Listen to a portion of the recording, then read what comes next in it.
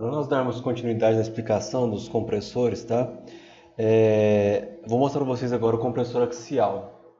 Eu gosto de fazer uma associação. Imaginem que vocês estão na frente da máquina de lavar roupa, ela está cheia d'água, tá? E à medida que a máquina de lavar roupa começa a girar, o que acontece com a água? Ela tende a se acumular, né, nas bordas da máquina, ok? O efeito com o compressor axial é praticamente o mesmo. Nós temos um conjunto de pás, tá? Essas pás, elas sugam o ar e projetam o ar contra as paredes internas do compressor. Então esse é o tipo de funcionamento do compressor dinâmico, tá? Ele acelera o ar, no caso que ele acelera o ar contra as paredes do compressor e consegue produzir então esse ar comprimido. À medida que esse ar que vai sendo projetado contra as paredes do compressor, ele vai se acumulando, é que a gente vai então fazendo essa coleta desse ar comprimido e jogando na rede, ok? Trouxe para vocês também um GIF para a gente mostrar para vocês, né, como é que é esse processo. Normalmente você tem vários conjuntos de pás e cada conjunto vai acelerando o ar gradualmente. Então, assim, no último conjunto a gente tem, né, a maior pressão obtida. Quais são as vantagens desse cara? A gente tem uma altíssima eficiência, né, e a gente consegue produzir grandes vazões. Mas esses caras, por serem altamente complexos, como vocês podem ver nesse próprio desenho que está mostrando para vocês aí, tá? Eles se tornam extremamente caros e não é qualquer aplicação que vocês conseguem utilizar esses caras aqui. Normalmente eles são utilizados na indústria aeroespacial, tá? Para produzir ar comprimido. Vamos lá. O próximo compressor é o compressor radial. Tá? Da mesma forma que o anterior, ele tem um conjunto de pás, tá? Só que ele atua um pouquinho diferente. Ele tem uma série de câmaras, tá? Conforme mostrado aqui, ó, no desenho para vocês, a gente tem várias câmaras, ok? E a ideia aqui é o seguinte: o ar ele é captado através dessa aspiração aqui. As pás projetam o ar para as partes internas do compressor, que seria aqui dentro, por exemplo. Tá? E à medida que esse ar comprimido ele vai se acumulando, ele vai então, como se fosse assim, vazando para as seções seguintes. Então ele vem para cá, à medida que encheu ele vem para cá, à medida que encheu ele vai para descarga. Tá? Em cada estágio disso aqui, a gente tem que a pressão do ar ela vai aumentando. Então a gente tem esse efeito aí quando a gente tem vários estágios conjugados nesse processo do compressor radial, ok? Só para mostrar para vocês um corte aí de um compressor radial, é assim que ele é estruturado por dentro, certo? Vamos lá, né? Trazendo para vocês agora a questão do dimensionamento do nosso compressor, tá? Existem alguns parâmetros principais que a gente considera quando a gente for escolher esse cara. Os principais são, né, volume de ar fornecido, que esse cara vai conseguir fornecer para a nossa fábrica, a pressão com que ele vai produzir o ar comprimido, o acionamento e o sistema de regulagem. Vamos lá. O primeiro parâmetro que a gente tem é o volume de ar fornecido. Tá? Isso aqui é basicamente a vazão que o nosso compressor ele tem que fornecer, tá? Para que nossa fábrica funcione de maneira correta. Como é que a gente descobre isso aí? Tá? Com base nos nossos equipamentos, nos nossos cilindros, nas nossas máquinas, a gente consegue saber então quanto que cada equipamento consome. Tá? E para a gente determinar o volume de ar que o nosso compressor tem que fornecer, basta a gente somar o consumo de cada equipamento. Okay? Se a gente tiver cilindros, válvulas, essas coisas, a gente consegue calcular também, né, a partir das dimensões desses atuadores, a quantidade de ar que esses caras precisam para funcionar. Tá? É importante ressaltar também que a gente faz o cálculo teórico, né, desse volume de ar fornecido, essa vazão necessária de ar para o funcionamento dos componentes, mas é importante a gente associar um certo rendimento a esse processo aí, tá? A gente sempre tem algum aperto, então a gente sempre calcula esse volume de ar e considera um pouquinho a mais, uns 20% a mais, dependendo, com relação a essa perda de eficiência volumétrica aí. O segundo parâmetro, pessoal, que a gente vai considerar aqui vai ser a pressão, tá? E quando a gente trabalha em uma linha de ar comprimido, a gente tem duas pressões que a gente tem que definir para vocês, que são a pressão de regime e a pressão de trabalho. A pressão de regime, pessoal, é a pressão que o compressor ele consegue produzir o meu ar comprimido, tá? Então ele é projetado para produzir uma pressão de regime de, por exemplo, 12 bares, tá? E a pressão de trabalho, como o próprio nome já diz, é a pressão que eu vou utilizar no meu equipamento. Normalmente a pressão de regime é maior do que a pressão de trabalho, para que mesmo que ocorram variações na pressão na linha de ar comprimido, né, eu vou estar regulando essa pressão um pouquinho mais baixo e meu equipamento não vai perceber essa variação na pressão de ar da linha. Normalmente a gente tem pressões de trabalho por volta de 6 kgf por centímetro, ou 6 bar também, que é muito próximo, tá, uma unidade da outra, e pressões de regime de 7 até 12 kgf ou bar também, que é também muito próximo aí. Ok? Vamos lá. O acionamento, pessoal, ele pode ser feito de duas formas, tá?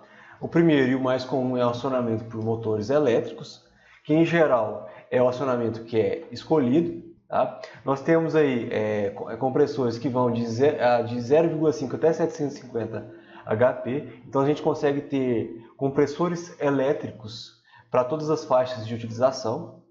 E a segunda forma de acionamento que a gente tem é acionamento por motor a combustão, tá? Ou motor a explosão. Nesse caso, a gente vai utilizar o de algum combustível, seja diesel, seja gasolina, para gerar a rotação que vai conduzir o sistema de biela-manivela, por exemplo, do nosso compressor. Okay? Esse tipo de compressor ele vai ser utilizado apenas em uma situação, onde nós não temos acesso à rede elétrica. Então, se você não tem acesso à rede elétrica, você vai utilizar um motor de combustão para produzir, né, o seu ar comprimido. O sistema de regulagem, tá, pessoal? Isso aqui está interessado no quê? Tá? Em regular a pressão com a qual o seu compressor fornece pressão para a sua linha. Então, assim, ele está interessado em regular essa pressão que é enviada o ar comprimido para a linha. Tá? Existem vários tipos de formas de regulagem, tá? No nosso laboratório, que eu vou mostrar para vocês mais adiante no curso, a gente vai utilizar essa regulagem intermitente, ou seja, ela funciona da seguinte forma. Existem duas pressões entre as quais, né, o nosso compressor vai funcionar. À medida que ele atinge a pressão máxima, ele para de funcionar. E aquele ar que está armazenado no tanque, ele é consumido então.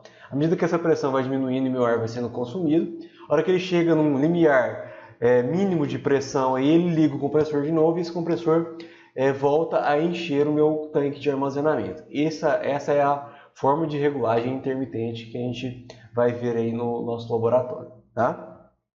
Mas isso aí é só um mecanismo para que o nosso compressor ele não fique funcionando continuamente. Okay? Ele funciona em algumas situações que é necessário você estar repondo aquele ar comprimido dentro do seu compressor. No processo de tratamento, a gente vai ter alguns outros componentes, tá, pessoal? É importante ressaltar que, dependendo do tamanho da sua linha de ar comprimido, ela não vai precisar desses caras. Às vezes, o compressor e o tanque de armazém é tudo que você precisa e algumas outras válvulas para fazer o tratamento do ar comprimido, tá? Mas, de maneira geral, para uma linha completa, nós vamos ter esses componentes mostrados aí para vocês, tá? A linha da esquerda para a direita, pessoal, no ponto 1 é a saída do seu compressor, tá? No ponto 2 a gente vai ter um resfriador. Para que a gente tem esse resfriador? À medida que você produz o ar comprimido e que você está reduzindo o volume de ar, volume em que aquele ar está contido, você tem um aumento na temperatura, ok? E não é vantajoso para nós armazenarmos o ar comprimido em altas temperaturas, porque à medida que ele vai se resfriando, a pressão dentro do tanque ela vai se reduzindo também. Okay? Então, a gente resfria o ar antes da gente armazenar ele no tanque. Okay? Para que você consiga, digamos assim, preencher esse tanque com uma quantidade maior de ar comprimido. Okay? No caso desse resfriador aqui, ele tem uma entrada e uma saída de água, que ele é resfriado à base de água. Depois do resfriador, nós temos aí o separador de compensados, né?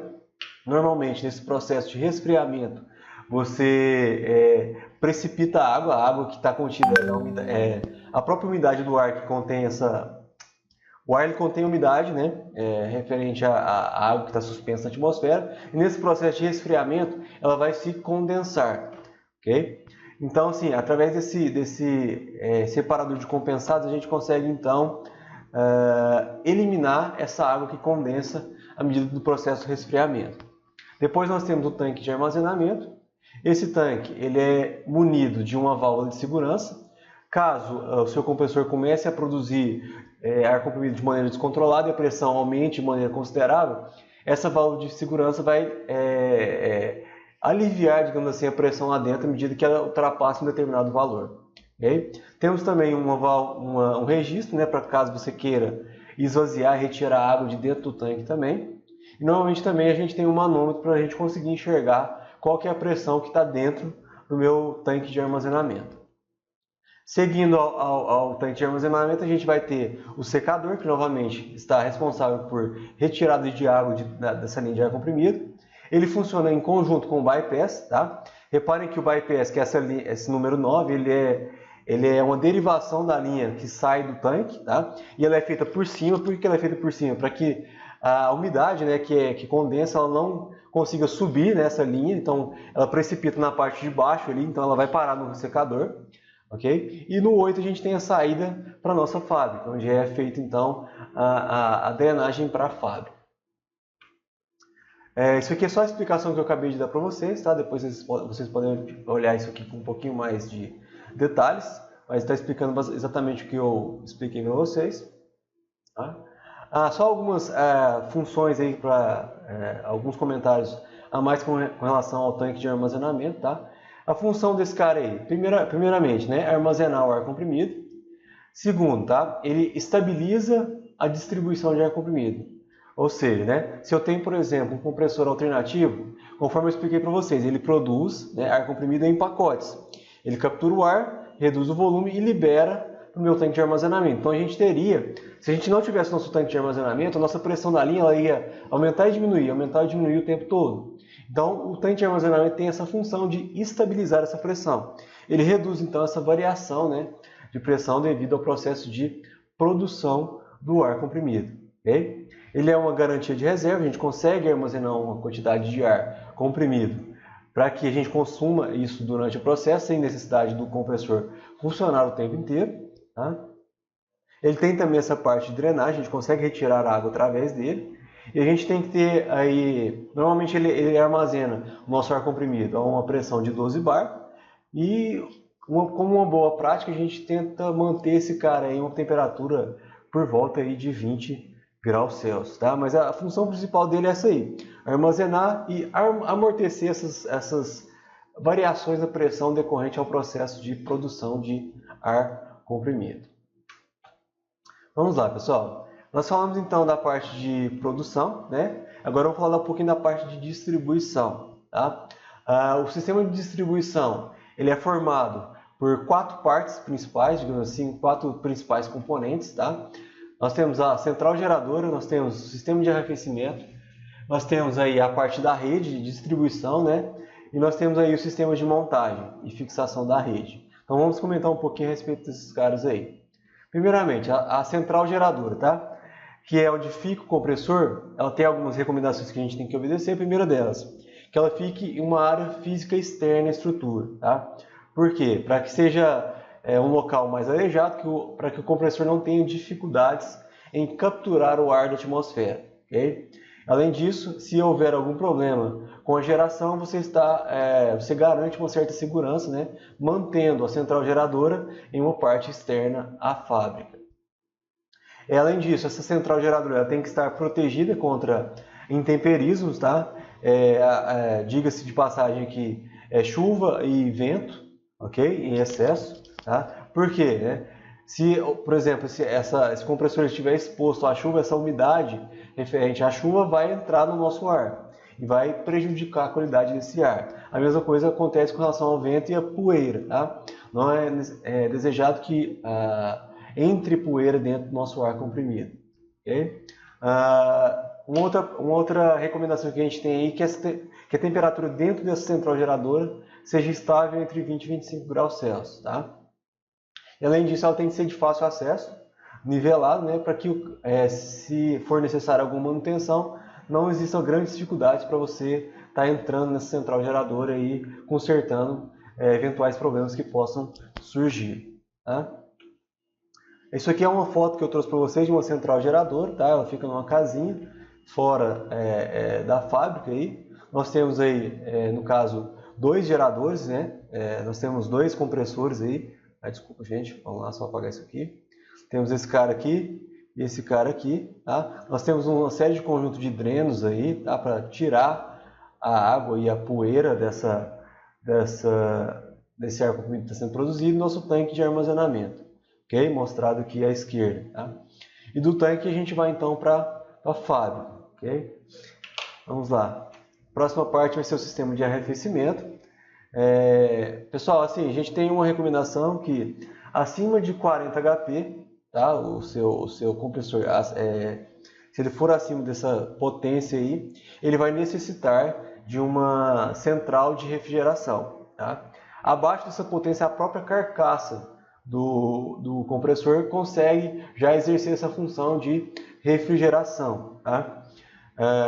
Em grandes sistemas, que seria 40 HPs ou mais, a gente tem que refrigerar esse ar antes da gente estar armazenando, ok?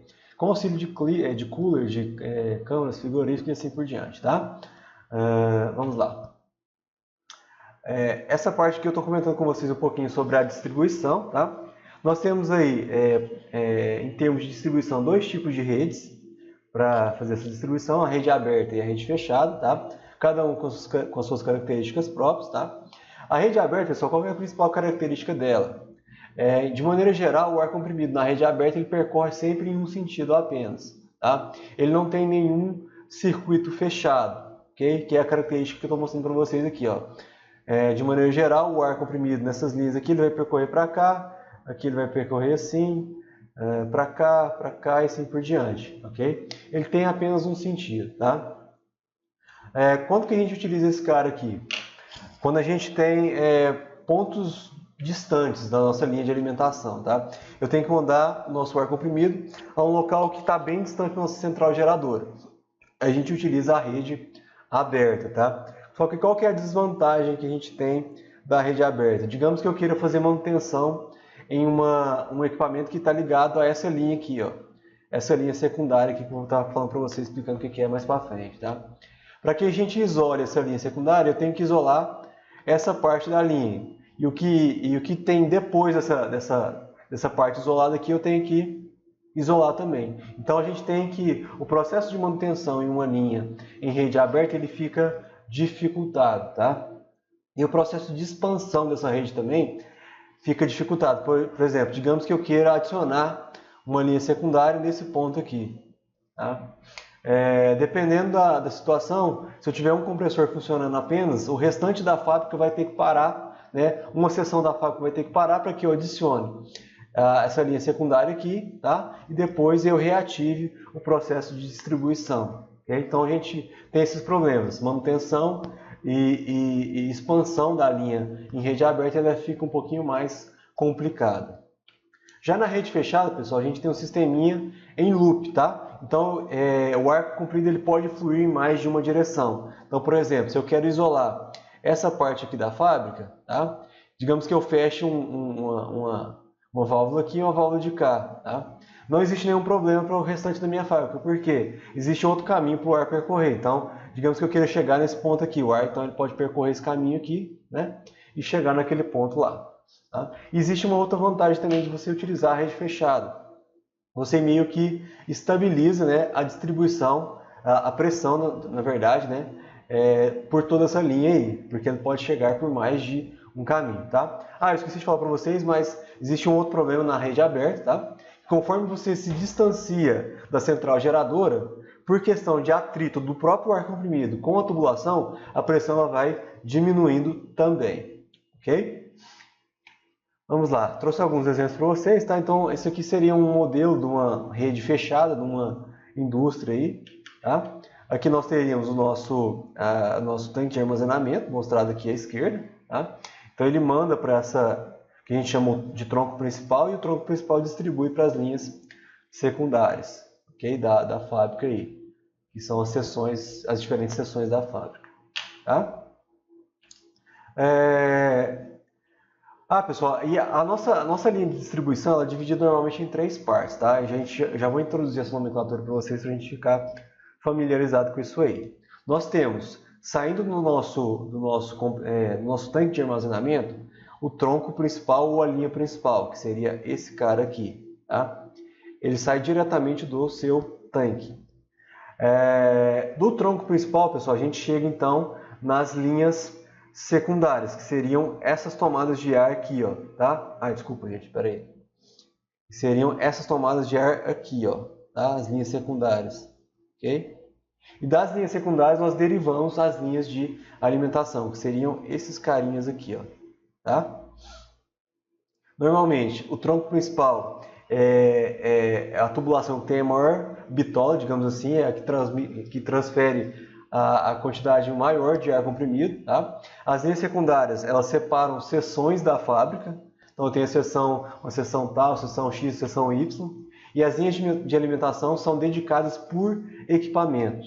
Okay? Então, a gente tem uma linha de alimentação por equipamento. Normalmente, a gente tem alguma unidade de tratamento, por exemplo, como esses caras aqui, o Lubrifil, que eu vou explicar para vocês mais para frente, associado a cada linha de alimentação, tá? Para fazer o tratamento de ar comprimido para que eu vou mandar para os meus equipamentos. Vamos lá. Tá? Isso aqui é só explicando o que eu acabei de falar para vocês, tá? Explicando novamente as linhas secundárias. Uma boa prática que a gente faz com relação às linhas secundárias também é a gente estabelecer uma inclinação, tá? De 0,5% até 2% no comprimento. Por que é feito isso aqui, tá, pessoal, nas linhas secundárias? Para que a umidade que, porventura, possa vir a condensar nesses tubos, ela desça para a região mais baixa da minha tubulação. Tá? E nessa região mais baixa da tubulação eu coloco, então, um dreno para fazer a captação e eu depois retirar essa umidade. Okay? Reparem também que nas linhas de alimentação, que seria esse exemplo aqui, tá? Uma linha de alimentação, a tomada de ar é feita por cima, para evitar novamente que a umidade siga o ar comprimido no processo de movimentação desse ar comprimido pela tubulação. Ok? Isso aqui só mostrando para vocês, né? Novamente, ó, isso aqui seria uma linha secundária e as linhas de alimentação. Tá? Linha de alimentação, linha de alimentação. E aqui, ó, logo no final, na região mais baixa da minha linha secundária, eu coloco um purgador ou dreno, tá? Para retirar essa condensação que surge, né? Devido à própria movimentação do ar comprimido. Ok? Vamos lá. Isso aqui só explicando para vocês, tá? A mesma coisa que eu falei, que a tomada de ar comprimido da linha de alimentação tem que ser por cima. E normalmente associado à linha de alimentação a gente vai ter um Lubrifil. Vou explicar para vocês mais para frente o que é. Beleza, vamos lá, o Lubrifil, tá? O Lubrifil, pessoal, ele é uma válvula especial que ele tem três funções em uma. Ele faz a função, tá? De filtro de ar, de regulador de pressão e de lubrificador, tá? Para vocês enxergarem melhor aqui, ó, nós temos aqui, ó, a parte de filtragem do ar, em que a gente consegue tirar poeira e a umidade. Aqui nós temos o lubrificador e essa parte aqui em cima, onde a gente tem a regulagem de pressão, tá? O símbolo desse cara é esse aqui, ou esse, tá? Nós temos duas normas vigentes aí no Brasil que regulamentam a simbologia de pneumático, tá? Eu prefiro mais esse desenho aqui por ele ser mais compacto, tá? Mas tanto um quanto o outro serve para representar o Lubrifil na nossa linha, ok? Então vamos lá, vamos a cada uma das funções que ele tem. Primeira função de filtragem, tá? Como é que funciona a passagem de ar pela filtragem do Lubrifil? O ar ele vai entrar por essa região aqui e vai sair por aqui, tá? Mas antes que não existe uma conexão direta desse lado de cá com a conexão de cá, tá? O ar ele é forçado a descer, tá? E ele tem que então passar por esses filtros para depois subir e sair pela minha linha, pela saída do nosso filtro, tá?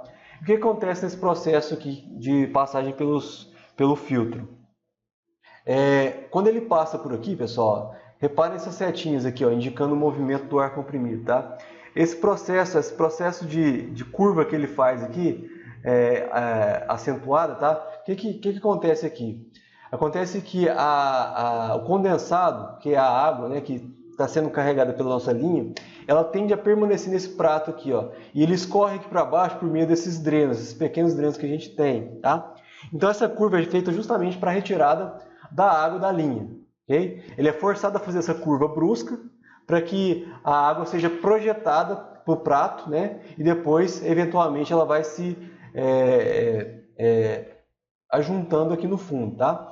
E esse carinha aqui, o elemento A, seria o nosso dreno, onde a gente consegue então tirar manualmente essa água que foi coletada, ok? E depois dessa curva que ele faz, pessoal, nesse elemento aqui do meio, aqui, ó, tá? Existe um filtro, ok? E esse filtro ele impede a passagem de partículas sólidas, tá? Então assim a gente consegue então tirar água e poeira utilizando essa parte do lubrifil. Tá? Isso aqui é só mostrando para vocês alguns detalhes. Alguns filtros aí conseguem tirar porosidades, aí, poeiras em geral de 30 a 70 microns. E os mais finos, os mais caros, tá? Conseguem tirar poeiras aí de até 0,003 milímetros, 3 microns, tá, gente? Então, a gente consegue ter ar comprimido de extrema qualidade utilizando esse lubrifil aí. Okay? Lembrando que para melhores qualidades você vai ter componentes mais caros, isso aí é óbvio, tá? Vamos lá, a segunda parte do nosso lubrifil, que é a reguladora de pressão. Esse aqui o funcionamento dele é um pouquinho mais complexo, mas eu vou explicar bem devagarzinho para vocês como é que funciona isso aqui, tá? Vamos lá. No nosso regulador de pressão, pessoal, reparem que nós temos um sisteminha, tá? De mola. Essa mola pressiona esse êmbolo aqui, ó, esse êmbolo aqui para baixo, tá? Que impede a passagem do ar que provém. Esse aqui seria a pressão de regime nosso, tá, pessoal? Aqui seria a nossa pressão de trabalho. O laranja seria uma pressão menor do que o vermelho, ok? Então vamos lá. Nós temos esse êmbolo que impede a passagem da região vermelha para a região laranja, tá? Mas vamos, o funcionamento dele é o seguinte. À medida que a pressão ela vai se acumulando desse lado de cá, tá? O ar comprimido ele consegue empurrar todo esse conjunto aqui de mola para cima, ok? Então o ar ele consegue passar, né, para essa saída aqui. Mas essa saída é conectada com o sistema de êmbolo, ok? E esse sistema de êmbolo, à medida que esse ar ele entra e vai passando para a segunda etapa do processo aqui, o ar comprimido ele meio que ajuda esse sistema de êmbolo a impedir a passagem de ar comprimido novamente, tá? Então, basicamente, o ar passa, empurra isso aqui para cima, e à medida que ele passa, ele perde um pouco de pressão. Então, a mola empurra esse sisteminha para baixo de novo, tá? À medida que ele desce, a pressão cresce novamente do lado de cá, empurra, deixa passar. À medida que ele vai passando, a pressão cai novamente. E assim vai. Ele vai liberando, ele libera, para, libera, para, libera, para. De tal forma que a gente tem uma pressão nominal nessa segunda parte da válvula aqui, que é menor que a pressão de entrada. Okay? A gente consegue simular uma pressão menor através desse processo de abertura e fechamento da passagem do ar sob pressão, que seria aqui no vermelho. Ok? Então é assim que funciona o processo, né, da válvula reguladora de pressão. Certo? A gente consegue então emular, né, digamos assim, pressões menores através desse componente. Tá?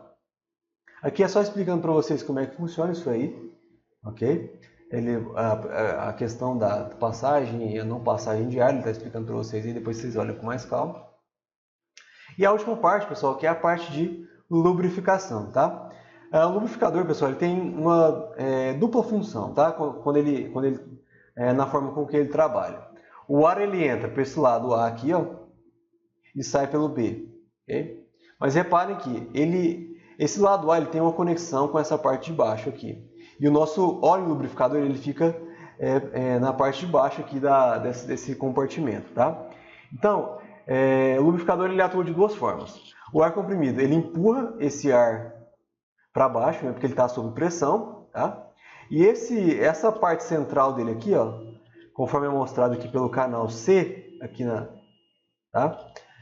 no meio do nosso lubrificador, ele gera também um vácuo que puxa o nosso óleo lubrificador por esse tubo aqui, ó, tá? E faz com que ele goteje lá em cima. Então o ar ele exerce uma dupla função. Ele tanto empurra o óleo por esse tubo, tá? Quanto ele gera o vácuo necessário para puxar esse óleo lubrificador para cá. E esse óleo então ele é dispersado no fluxo de ar que está passando por esse lubrificador. Então a gente consegue controlar, né, essa lubrificação, certo? Além disso, a gente tem um parafusinho, tá, pessoal? Que a gente consegue ajustar então também a quantidade de ar que vai parar na minha linha de ar comprimido, tá? Que é a função desse cara aqui, esse parafuso K aqui. Okay? A gente consegue liberar mais ou menos ar para passar por aqui, ó, por essa restricçãozinha que vai gotejar, né, no meu ar que está passando ali, ok?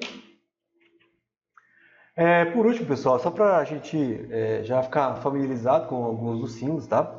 Que nós vamos utilizar mais para frente, quando a gente for utilizar o software FluidSim para simulação de circuitos pneumáticos, tá? Então a gente tem alguns símbolos aí que são básicos, ok? A maioria deles conta com um segundo símbolo, tá? Referente à alta norma também.